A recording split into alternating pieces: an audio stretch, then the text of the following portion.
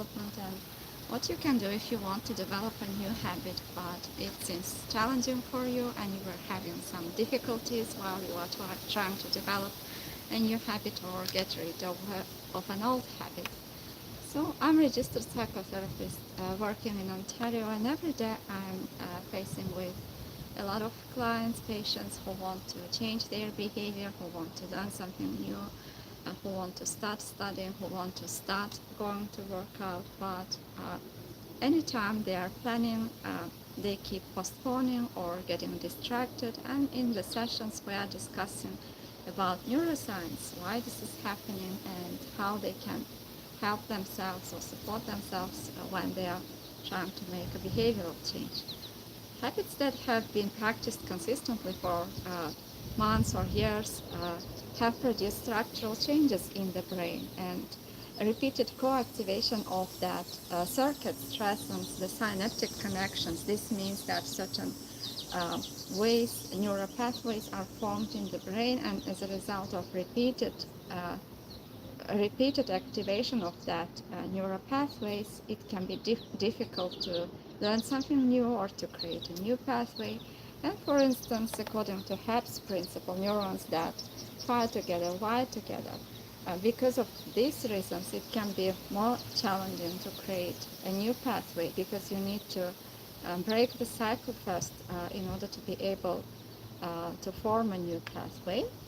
And the well-practiced habit of pathway is structurally present with myelin sheaths, strengthening synapses and basal ganglia representation, regardless of how long have you been engaged in this behavior. And this means that even if you haven't been practicing certain behavior for a very long period of time, at the times of stress, for instance, these pathways are not dying, they are not disappearing, they are there, and certain stressors or certain triggers can activate then neural pathways, and that's why it can be so difficult to start something new or to learn to reply to those old pathways differently. And one of strategies to better understand yourself and starting a new behavior is understanding the trigger and what's triggering your behavior. For instance, I meet with a lot of students who are generally distracting themselves when they want to study.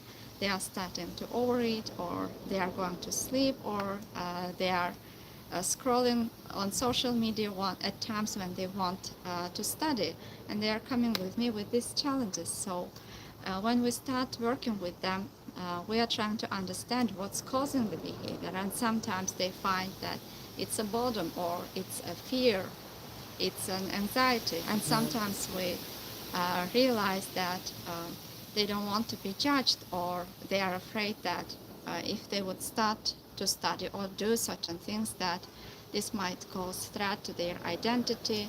And sometimes we realize that they had this type of bullying behaviors or judgment or criticizing in the past, and that's why studying itself or starting a new behavior itself was interpreted as something fearful or causing threat. And when we start to dig deeper, they realize that actually this threat is not happening right now, and whatever their mind is telling them at that point, maybe that something bad is going to happen. They realize that this is just a thought, or this is just an automatic feeling that was helping them in the past, maybe in the previous situations when there were challenges, but this is not applicable, or this is not real for this situation anymore, and just the feeling is left. So when they are able to understand what's causing the behavior, what's causing avoidance, or what's causing certain these neural pathways, it's easier for them to break the cycle and to choose new habits, to develop new habits, to start to respond to them differently.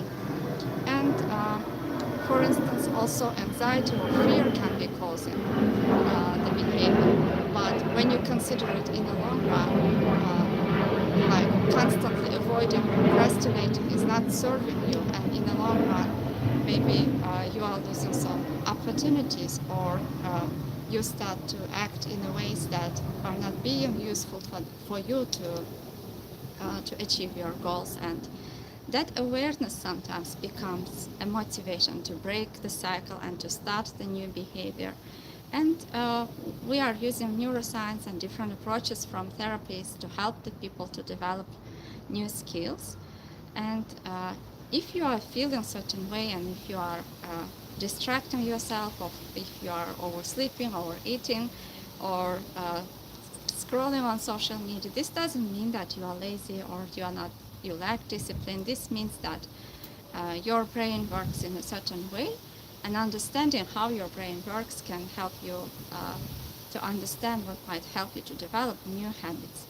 So what's actually happening in your brain, that there is a trigger that is coming, it's also called as a cue, and then sometimes it causes feelings such as anxiety, boredom, or fear, and it triggers the action. That's why people oversleep, overeat, distract themselves, and as a result they are gaining a relief. And this helps the brain to learn that when you are skipping the task, when you are sleeping, this creates a relief for you, relaxation or enjoyment in short run. But in the long term, this might cause you problems such as failing the course, or not being able to socialize, or to do things that you want to do. So therefore, we are starting with setting goals. Like, if you were not sleeping, for instance, if you were not overeating or distracting yourself, well, what would you like to do instead? Where would you like to go? And each time when anxiety is arising, or the reason for you to procrastinate is showing up, we are helping the client to get in touch with that goal or aim that they have set for themselves. And we are teaching them to ask themselves how you would like to respond to this trigger or to this situation in a way that will carry you or approach you towards your goals, towards your hopes. And by taking small steps, you are actually helping your brain to learn new behavior. And each time when you are resisting on the urge, for instance, to hide or to sleep or to eat, new neural pathways are being formed, and as a result, resistance will decrease. And by time, it will get easier for you to repeat the same behavior that you are trying to repeat. And there are certain strategies that you can use if you want to make it easier for you to do this task or to develop new behavior. One of them, as I was already sharing in Instagram, is uniting certain activities or habits that you already have, that you have developed, and you are enjoying with something that you want to develop. For instance, if you like drinking coffee, if you are enjoying it, if this helps you to feel relieved, relaxed, you can place another habit that you want to develop next to it. And you would notice that it will be easier for you to start that habit, because first of all, it will help to decrease the decision fatigue and cognitive overload that is coming with starting the behavior, because you don't need to decide when you are going to do it, with whom you are going to do it, where are you going to do it. For instance, if you are already drinking coffee every day, you can read 10 pages of a book, and you can unite these two behaviors. And also, one of the reasons why people avoid, procrastinate, or distracting themselves is when they feel stressed. And drinking coffee, for instance, in this example, would help you to feel more relieved. Therefore, it will again decrease the resistance that is caused while starting the task. And this would make it more likely for you to develop the new habit, to follow with the new habit. And also adjusting environment. In this case, for instance, if you are trying to learn a new habit of walking 20 minutes a day, you can invite your friend, for example, or someone, or you can walk with your pet.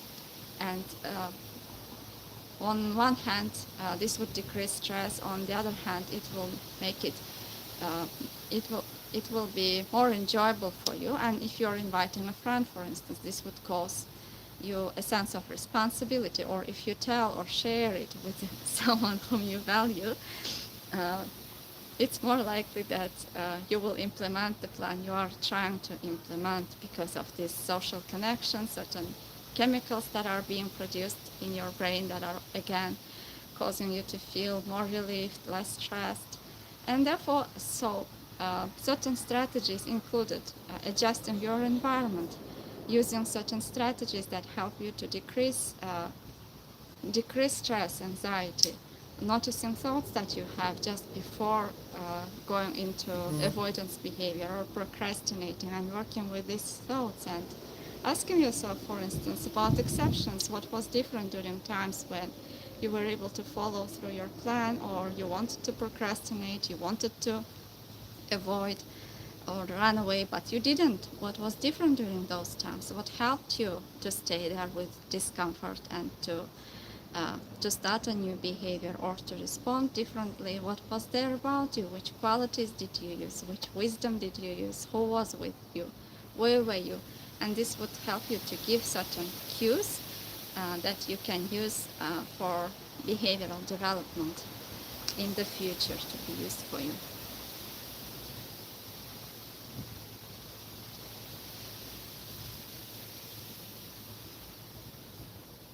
So we have discussed about different ways of helping yourself if you want to learn or to develop new habits, and if you want to change the old patterns.